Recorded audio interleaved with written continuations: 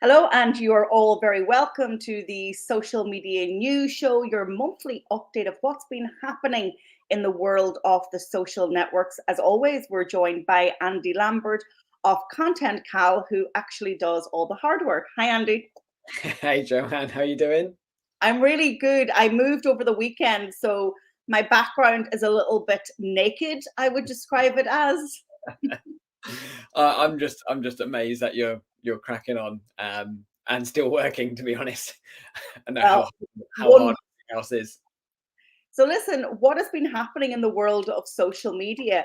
We're going to go through what's been happening in August, and we might imagine that August has been a bit of a low key month, but not really, because you've got loads for us today. Yeah, indeed. Same story as usual. Start with a load of data, load of the changes and updates that have been made to the social media channels, and then we'll try and aggregate that into some takeaways and some actionable next steps. So yeah, lots to talk through as usual. So, as always, if you're watching on any of the social networks, put your questions into chat. I'll pick them up and add them to my questions to Andy towards the end. But for now, Andy, off you go and kick off with the trends. Awesome. Right. So, as everyone knows who might have tuned into this before, this is an update of everything that's happened over the course of August. We do this every month on the Public Sector News Show. So, but it's always worthwhile caveating. Every time I go through this stuff, I say the same thing, but it's always worthwhile just as a bit of a reminder is that whilst I'll show you lots of new things, new trends, new updates, etc., it doesn't mean that we suddenly need to jump and be distracted from our own strategies. Hopefully the idea of this session is to give you a nice, well-rounded look at everything that's happening on the world of social, or in whatever word, and ultimately help you make the most informed decisions about where you're going to shift your Q2, Q4, whatever quarter strategy to move and update your social media presence into. So don't feel like you need to make all of these changes straight off the bat. But let's start, as always, with the data, because there's been some interesting reports that we've gone through over the last couple of months or so. And that's particularly over the last month. I'll only look at reports that have had more than 1,500 people surveyed, so we get some statistical significance. But let's start with this, because so much has happened in the world of social, it can be easy to lose track as to what's happening across each of these different networks. So, of course, there's a whole bunch of new features, right? So stories are now becoming ubiquitous, as we'll go through. Short form video made famous by TikTok, as we all know, live streaming, shopping, and live audio, which obviously has historically been the preserve of Clubhouse, but not anymore. Interestingly, so Facebook is the one that has a clean sweep of all of these new products and features. So basically, if you can do anything on social, you can do it on Facebook, as they make their business out of basically replicating what other people do, and fairly successful, it's fair to say. Stories is the thing that's the second most ubiquitous. You might remember from, we didn't do last month's update, but as a bit of a reminder, TikTok have launched stories. It's still only in like a test mode at the moment, so it's not available to everyone. So as you can see, that's marked in orange because it's in test. Really interesting to see TikTok going a little bit after Instagram's audience here. And just so you know, like the context behind it, Instagram are really good at kind of community building, you connecting with friends, businesses, brands you like and inspired by, and building a community. And that's what TikTok are looking at, because whilst TikTok has nailed the discovery element, like serendipity of being served really interesting content that kind of keeps you hooked into a platform, that's where TikTok have been fantastically successful. Instagram haven't seen that degree of success, whereas Instagram have seen all their success with the community stuff. So it's an interesting convergence whilst each other's going after each other's market share. Fascinating to see that play out. Short form video coming to most platforms, live streaming on most platforms. As we know, shopping is a thing that's going to change dramatically. Hence the reason you see a lot of that in testing at the moment. And live audio.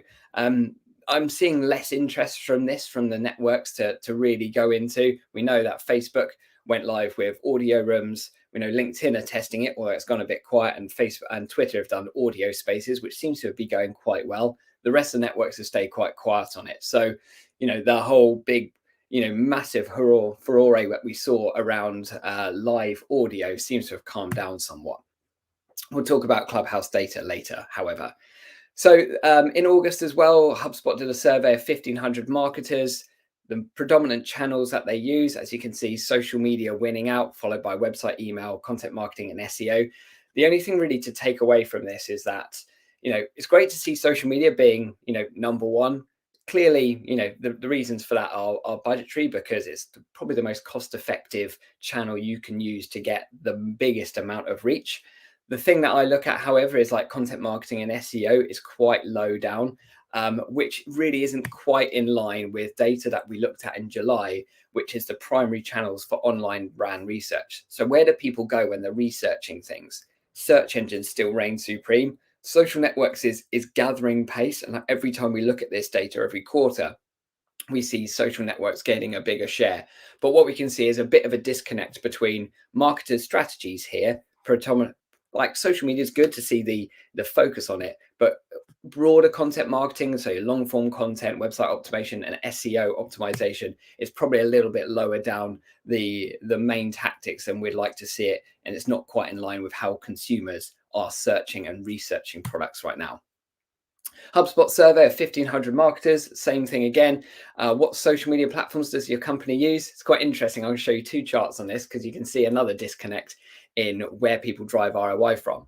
Instagram, Facebook, Twitter, YouTube, LinkedIn, top 5, right? We can see that. No huge surprises here. However, when you flip it around, when you ask these same bunch of marketers to say, where do you drive your ROI from?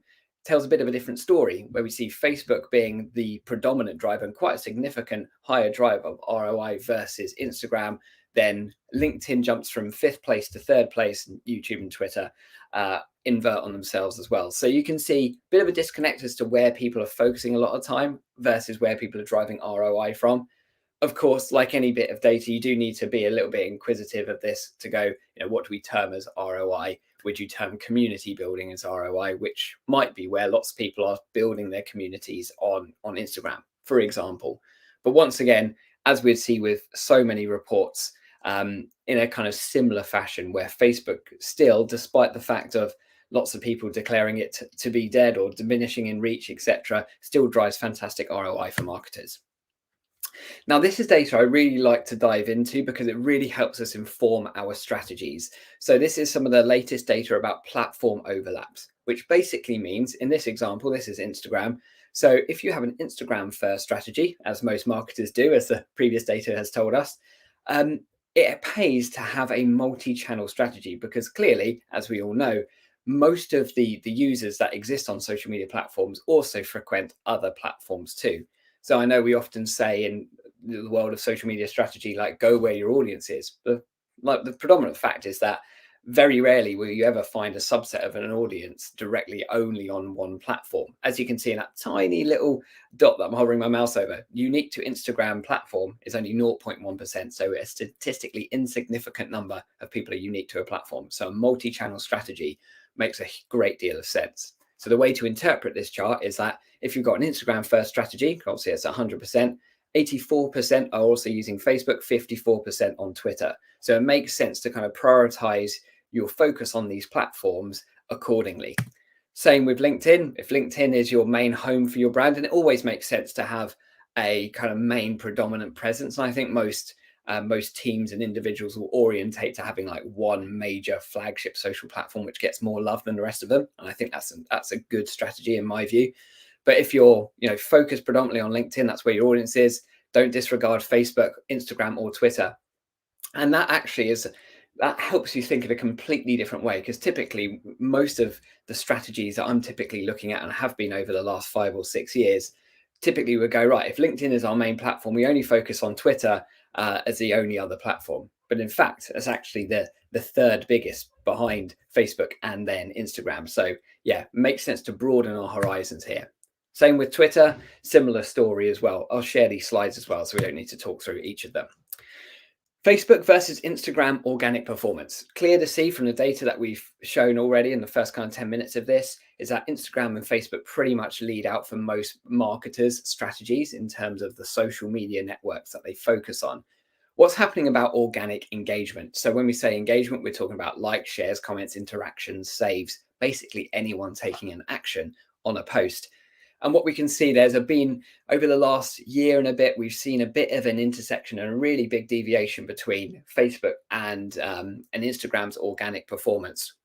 We've seen that gap begin to open up and has kind of stayed quite steady. But the thing to bear in mind here is that the decline of organic engagement is it's a natural thing, and it's not something necessarily to be concerned about. So if anyone's sat there looking at their analytics at the end of a month and seeing some things go down, that is okay, because fundamentally, whenever we're not paying for presence on platforms like this, of course, our engagement is going to go down as more and more people come to the platform. There's more competition, as more and more inventory is filled up by ads.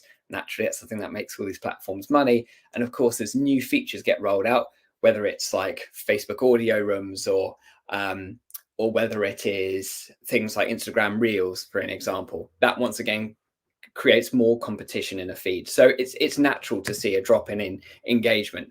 Fundamentally, however, if you're still weighing up where should we be, where should our focus be, if you look at the percentage of interactions, it's still 6.4 times higher on Instagram than it is on Facebook.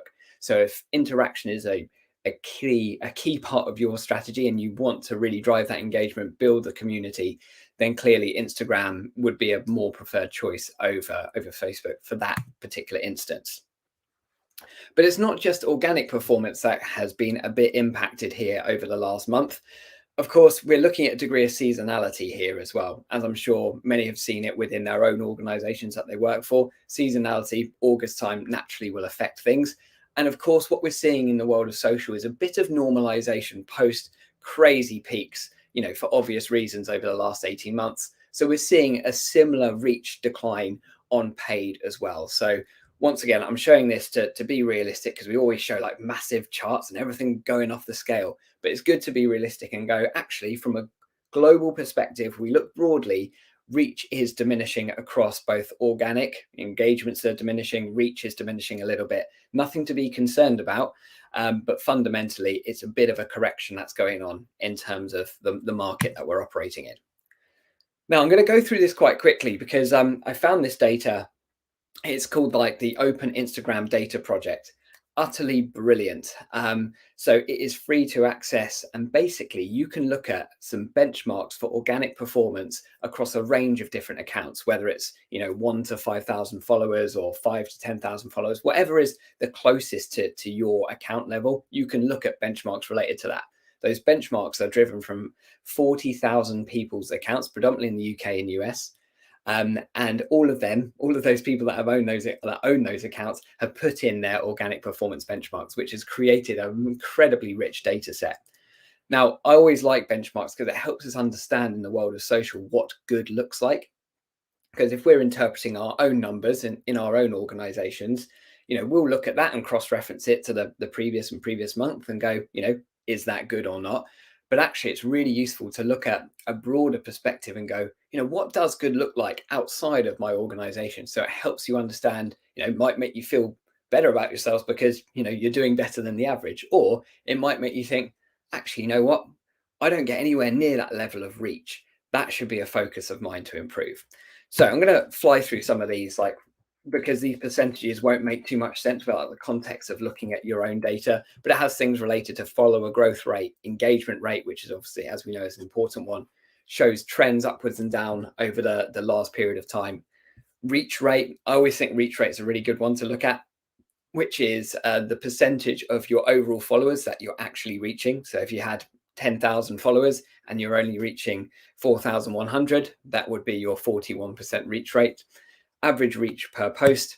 But what I think was quite interesting as when I was looking at this is like the IGTV metrics, definitely a lot more sporadic. But if you look at the average reach on Instagram TV posts, they're up 30% in the last 3 months. So clearly Instagram TV is actually doing quite well, and you very rarely see data related to Instagram TV. So if engagement is something that you're really wanting to push up within your own strategies within your own communities, then Instagram TV might be a good one to look at.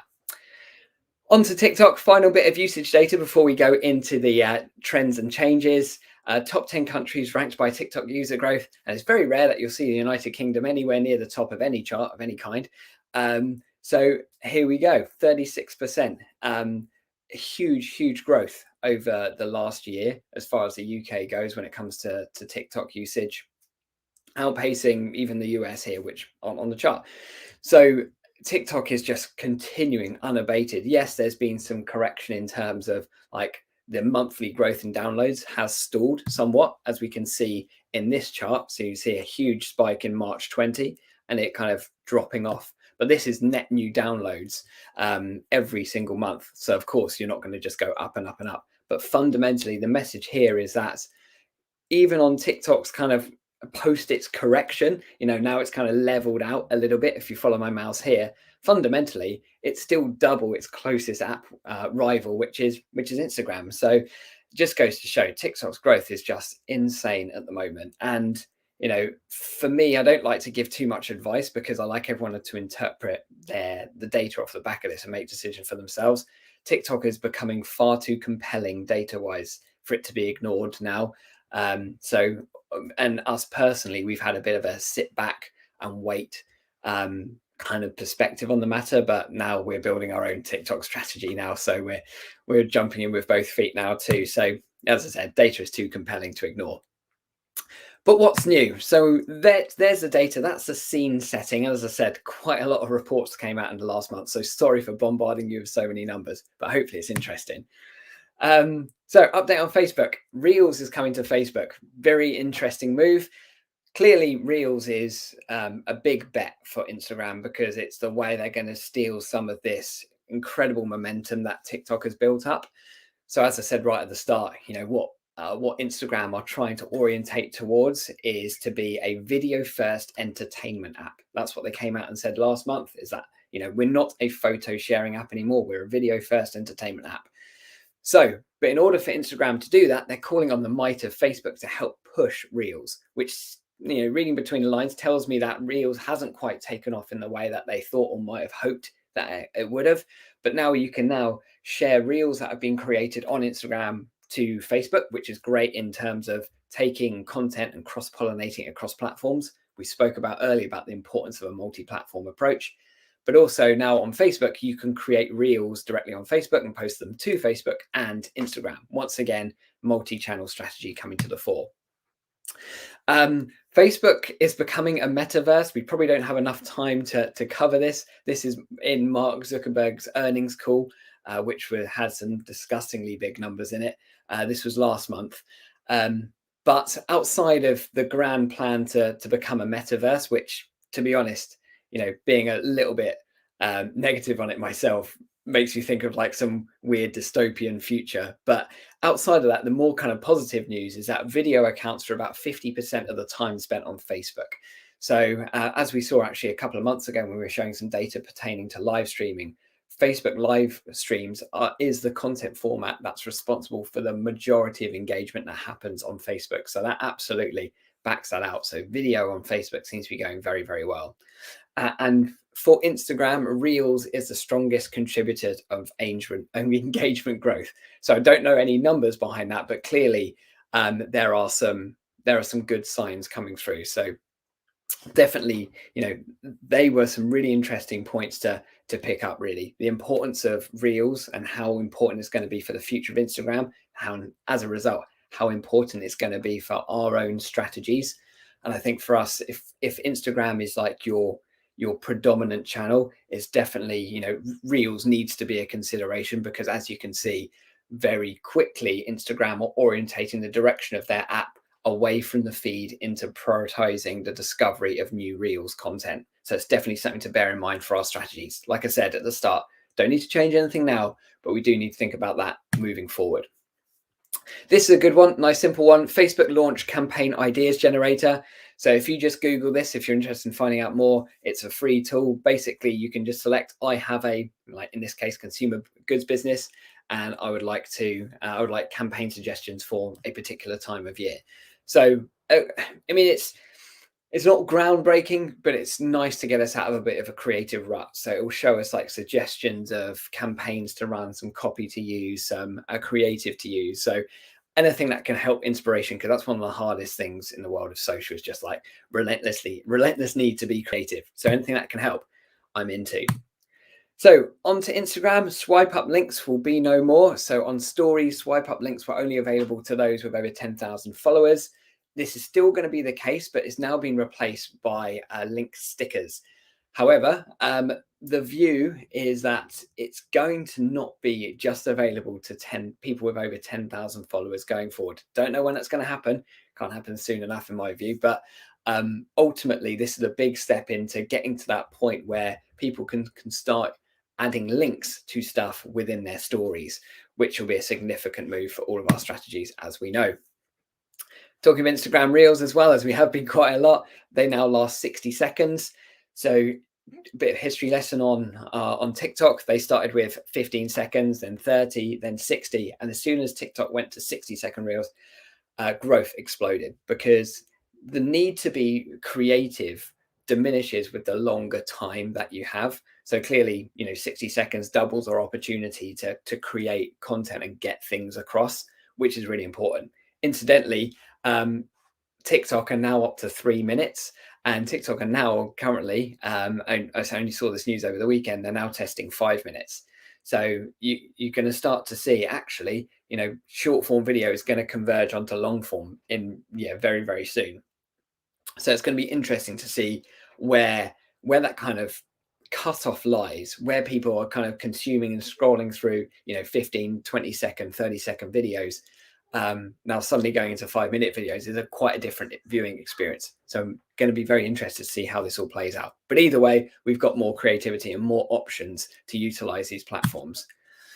Instagram's also launched an audio tab for Reels, similar thing as to what TikTok have done, because it's about discovery of music as well as such an important thing as part of the platform. And as you can see, the most popular trending tracks and the content that's related to those tracks as well. So in a very, very TikTok-esque move, this is what Instagram have done.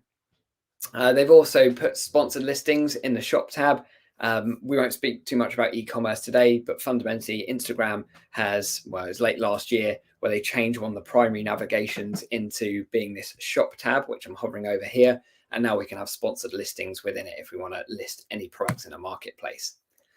Instagram's also revealed how the discovery of Reels content works. And I'm going to touch on a few points here that are quite different for how people would discover normal content. So the way that your Reels, let's say you've created an Instagram Reel, what are the things that are going to help determine it to go as far and as wide as possible? Number one, how often people who are consuming your Reel watch it all the way through. Number one. So that's where short form video will work better. So if it's a 60-second video or a 30-second video, even better, people are more likely to watch it all the way through, which is number one signal for Instagram that content is valuable. Number two, like it. So if someone likes it, that's clearly the most obvious signal of intent. And we've always known this through the history of social. Lots of people like it, it's going to get shown to more people. Yeah. Now, this is an interesting one, because you remember how I said this being number three is an interesting one. You know how I said a few moments ago that Instagram now want themselves to be seen as a video first entertainment app. So now they're recognizing any comments where people are kind of reacting to it with a, laughing, crying emoji or something that signifies that was entertaining or funny. And it goes to show, like, that's the content that's going to be valued on Reels, which gets us thinking as, we're a B2B business, or if you're a public sector organization or nonprofit, how can we wrap in entertainment value to our content, yet still get a message across? And it requires a lot of creativity. It's been done, many a times by businesses you wouldn't expect to do this. The Washington Post has an incredible TikTok channel. And it just goes to show the subject matter doesn't have to be that exciting. It's the way you tell the story that's exciting. But anyway, entertainment value is key. And of course, that audio page and making trending music part of your Instagram Reel strategy is a key one. I'm going to skip over these two because predominantly these are the main things. And really, outside of liking it, those three things are really quite different in terms of how people are going to interact with your content so it gets shown more. So it's definitely worthwhile keeping that in mind. Over onto Twitter now. So They're rolling out new sharing options for spaces. Twitter audio spaces are getting a huge amount of love from Twitter at the moment. I've yet to see any usage statistics, of which I'm got an eagle eye out for that one, because they put a lot of time and investment in it. So I'm really interested. I'm hopeful that it will do well. But ultimately here, if you're running an audio space, anyone that's watching it can go ahead and share that. And as you can see, that automatically populates a really nice call to action to allow others that might be following those people who are sharing it in your audio space to go ahead and start listening as well. So Twitter also launched co-hosting features. For anyone that's seen me talk before, they'll know that I love collaborative opportunities that are afforded to us through social, because it means that our content's richer and more diverse because we've got more viewpoints. But secondly, also means that our content is just distributed to multiple people's feeds, which means increased reach. So here, what we can do is co-host that. So if Joanne and I are co-hosting this today, we could do the same on Twitter Spaces now. Twitter's also launched an e-commerce module, which is probably the least surprising move ever. And let's go on to LinkedIn. LinkedIn have acquired Jumprope, which is a how-to video creation tool. And for anyone that wants to make how-to videos, informational videos, instructional videos, things that are longer and deeper and richer in format, of which is something that we do loads here at Content Cal. That's our kind of safe space for content creation, lots of how-tos. But that's going to become a really useful thing for organizations to use and implement in part of a LinkedIn strategy. Video is going to become more central to LinkedIn. How-tos is going to be a big part of that. So really, it's kind of like the polar opposite to TikTok, which is all about entertainment, funny, value content, whereas LinkedIn is a lot more kind of, deep learning orientated. So don't need to do anything with this right now. They've just bought them and they'll be gradually implementing and integrating Jumprope into LinkedIn's platform, but definitely one to be aware of. LinkedIn also listed the ability, or allowed the ability, for businesses and organizations to list reviews on the website. So another way to get kind of third-party validation as well. That is available to everyone right now. So could be useful rather than having a blank spot of reviews. LinkedIn's also launched some nice free new courses and education, certainly around like marketing strategy. More content education is something I absolutely always get behind and share. Of course, it's very much LinkedIn's view of the world, but 45 minutes of real quality education with a certification at the end. And that's free for anyone to take. Now, onto TikTok. As I said earlier, they've launched stories. I don't think I need to explain any more about that. We're interested to see the take up of that and whether users will want to see behind the scenes things from people that they follow, or they just want to be entertained with, and discover new content. So yeah, more to come on that. TikTok's also launched a shop tab. Once again, e-commerce, as I said right at the start, is a thing that's going to be a huge development area for social. TikTok's also doing a lot around live streaming. So they launched the ability to run live streaming. It was only a few months ago, and they're gradually rolling out, but they've got some really strong live moderation tools, which would be brilliant for public sector organizations, non-profit organizations in this instance, because it's going to allow for a much more valuable interaction to happen. So you can filter out keywords that you don't want, any comments to appear that contain those. So it's a nice way to have a safe space to distribute a message to a really engaged audience, but in a kind of live way. So that's actually more traditional content creation, as in, we don't need a 15-second video of us dancing to some music. And TikTok is broader than that. I probably sound a little bit glib with that. But ultimately, it allows us to distribute a message on a channel that opens up our availability to a whole new audience if we've not started on TikTok already. So live streaming, definitely a good one. I'm gonna gloss over that one. TikTok want more small businesses. So small businesses, small organizations and such, TikTok is really, really keen for this and keen to get more businesses involved. And one thing I want to call out here is, well, two things actually. This creator marketplace that I'm hovering my mouse over can be a really powerful one for any organization's business, a commercially led business or otherwise, doesn't matter. The creator marketplace is a fantastic way to find great people to work with, big or small. We're not talking about massive level influencers here. We're finding people that actually support our organization's mission. We get on with, and we think that they've got a similar audience. So that allows us to get involved in a new part of our social media strategy, i.e. opening up a TikTok channel by working with others and other creators. And for me, that's often an overlooked tactic for many organizations, because lots of people go, oh, I want to get active on TikTok, but I don't know the way to do it. I can't do this, or like, I can't be funny or entertaining. But you don't need to be honest.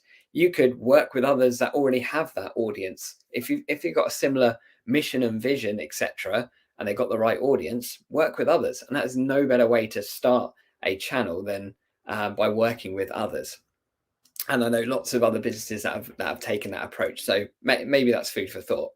And of course, the Small Business Resource Centre is a really, really powerful place for like case studies, examples of how organizations have built their own TikTok strategy. So TikTok are doing a lot because they know that it's really hard for people that are not kind of native to these platforms necessarily to suddenly jump in and be creative and feel okay and comfortable in having a voice on the platform. So they're doing a lot to try and facilitate education around it. TikTok, on that point about the barriers to entry around TikTok are doing a lot around this, about announcing some new partnerships with Vimeo, which is a video, it's a kind of video sharing suite, but has some good editing tools, and Canva. I think most of us know Canva, brilliant tool for image editing, video editing, and just using, making things look really nice really quickly. But now what they've done, in a very smart move, partner with both Vimeo and Canva to streamline the whole creation of TikToks, making editing simple, giving some predefined templates and formats in a true Canva style to help speed up that video creation process. So all you really need now is just a bit of the creative spark of like a concept that you could run. The actual delivery of it and execution of it, you don't need to be a video editing expert, because the barriers are coming down on that, which is a really good thing. I've glossed over Pinterest.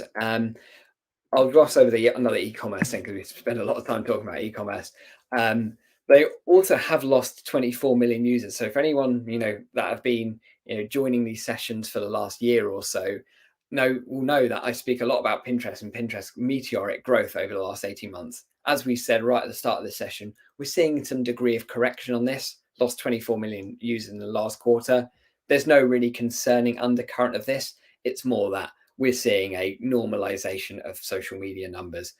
They're still absolutely massive in all contexts, but fundamentally, growth can't continue perpetually. I will be able to speak eventually.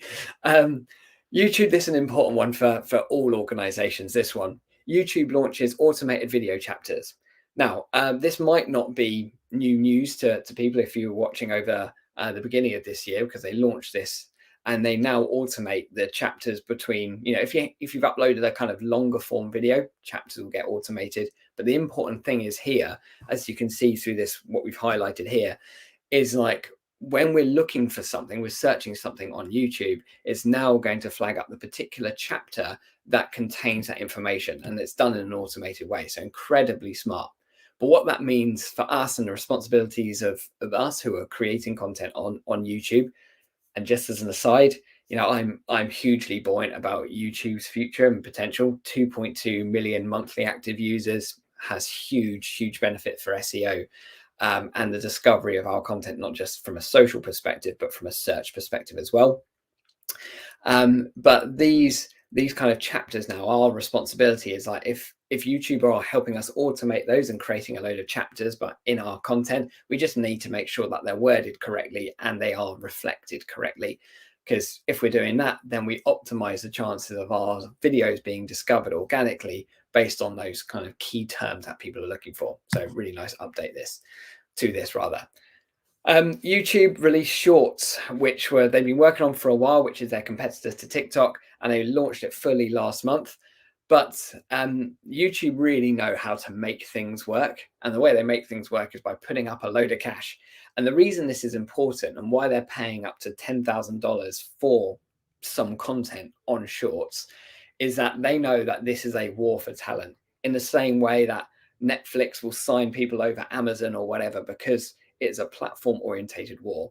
And YouTube knows it is a war for creators as much as it is for a war for like to sign directors or acting talent as it would be like signing them to Netflix, etc. Works in exactly the same way, because if you can nail getting the right creators on the platform, they'll create the highest quality content, which will bring followers. Followers will share it with others, which brings more people in.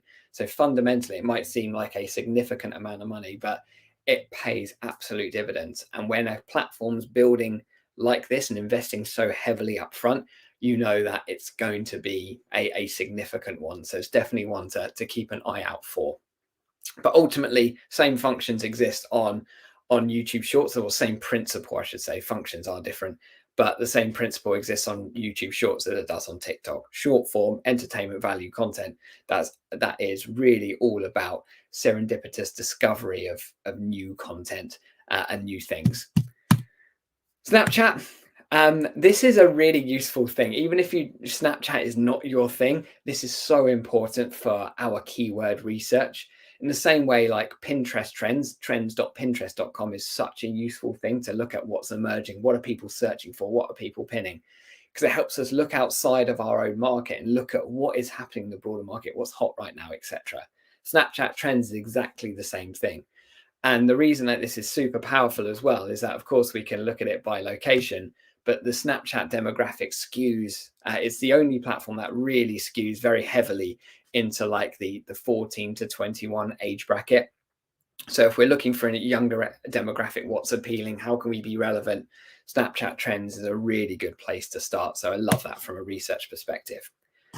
Onto Clubhouse, they've been very slow with new feature updates. They've gone very quiet actually. So usage is increasing. The number of active rooms is now up to about 700,000 a day. So there is a lot, and it is growing, just not at the pace that it was initially.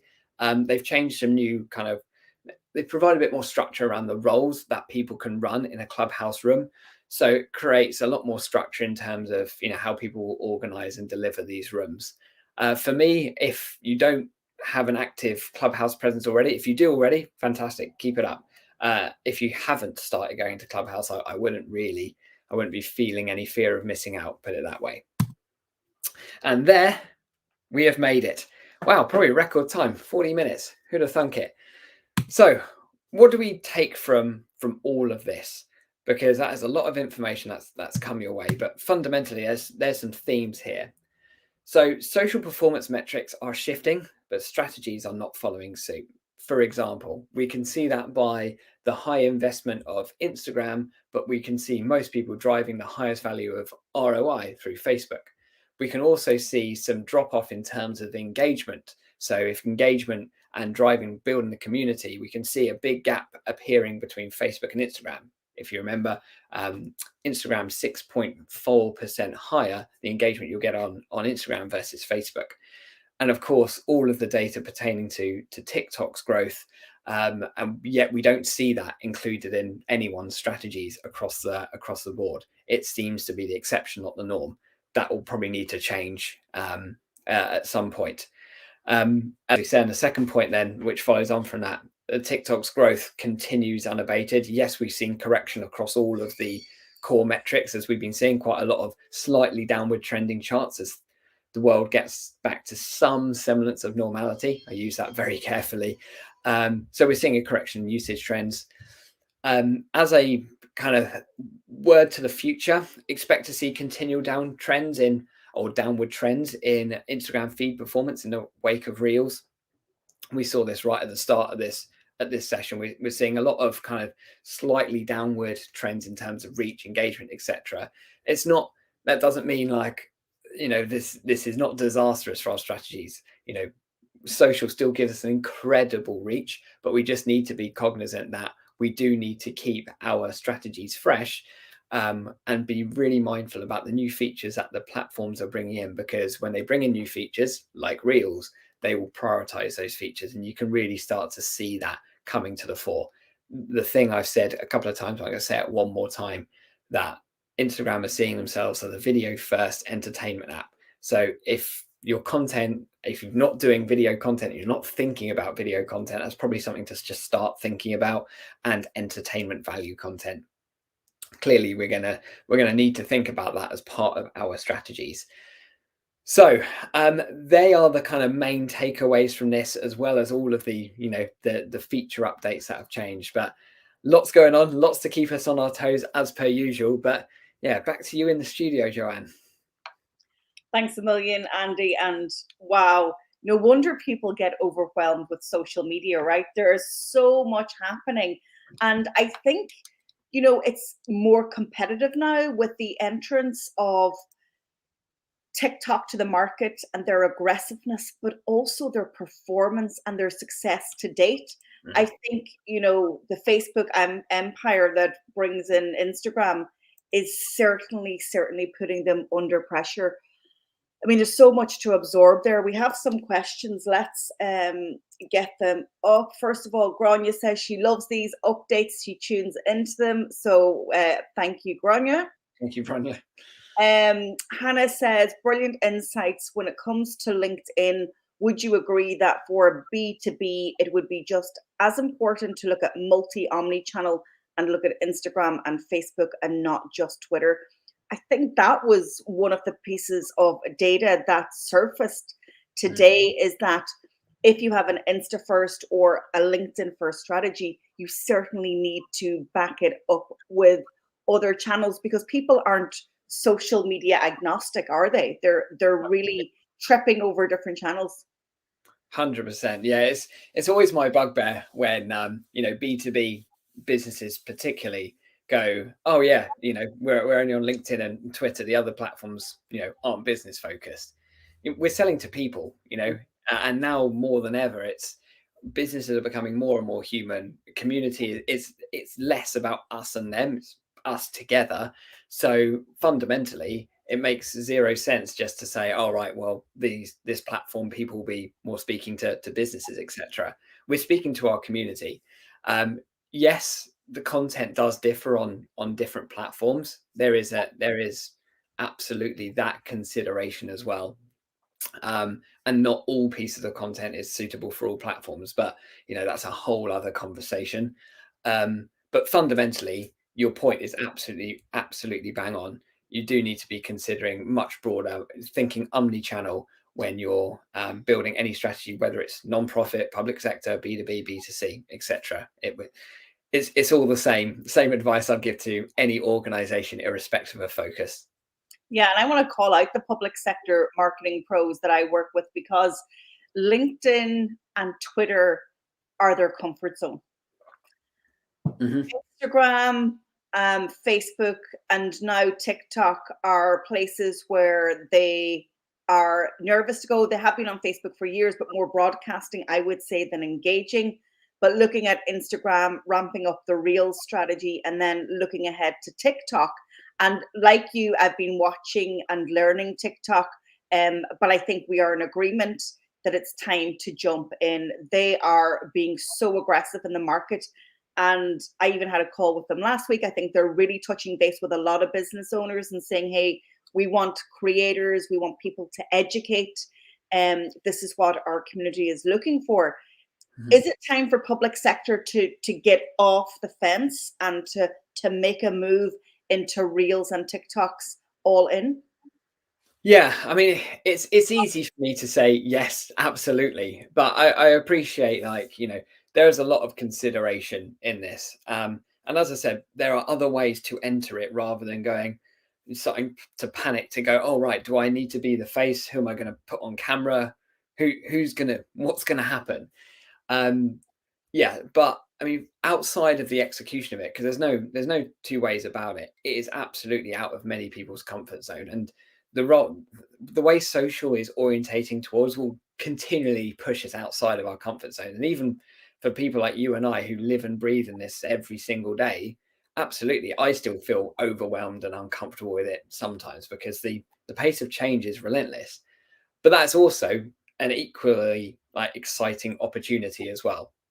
So very few opportunities exist in the world to really kind of push yourself to go, that's interesting. Wonder what we could do if we did that. There is a huge amount of opportunity always opening up for those that have a different way of thinking about it.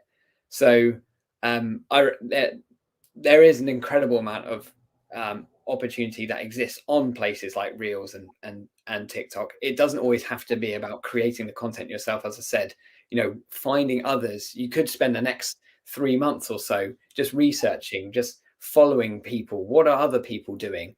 It's amazing how much you'll learn in just like sitting back and just being a more, doing some dedicated research. You don't need to jump in, but doing that research, looking how people follow like, for example, for me, and this might be good for others, like follow the hashtag learn on TikTok, because for me, I value more educationally led content, as I'm sure many public sector organizations would be. That's probably more their safe space, putting out more educational stuff. Look at how people are building content on a learn on TikTok hashtag, and you realize that actually it's not all about just doing a dance move to a popular track. There is actually a lot more depth to that. It's just the creativity of the delivery is the really interesting thing. So spend 3 months or whatever, like getting yourself into that, soaked in it, and going, right, that's interesting. Why is that working? Why is that not working, etc. Follow those people that you think are doing it well, that you could potentially either work with or aspire to maybe have a channel that looks like that. And talking about the work with, and the final thing I'll say, like I said, go onto that creator marketplace. Look at the people that are doing well, that offer their services to work with businesses as well. That will give you another viewpoint. I wouldn't necessarily work it like just come straight off the bat with paying someone to work with, but maybe someone will want to work with you on a kind of pro bono basis. We do that all the time here at Content Cal. Very rarely will we pay people to post about us, but there's always like mutual ground where you can collaborate with people, build content, because there's always some form of quid pro quo or value exchange in it. And when you do stuff together, that's when more of the magic happens. It just requires a bit of time to think about it. And I know that bit of time is something that's eludes a lot of people, certainly in the public sector organisation. So I am slightly mindful of that. That is a very long answer, but hopefully it was balanced.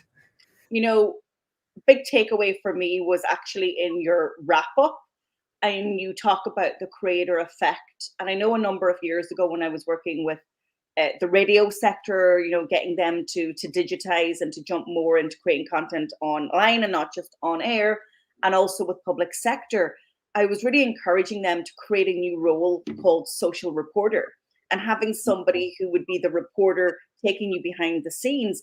I'm now thinking there's another job spec here for creators within organizations who have that innate talent to be creative, because creativity is not something you can teach overnight to launch on places like TikTok or Reels. So do you think there will be jobs going for creators? I think I've just even given myself an idea, but might be worth thinking about if that's your big challenge. Yeah, I love it. I've never heard the concept of a social reporter. I love that.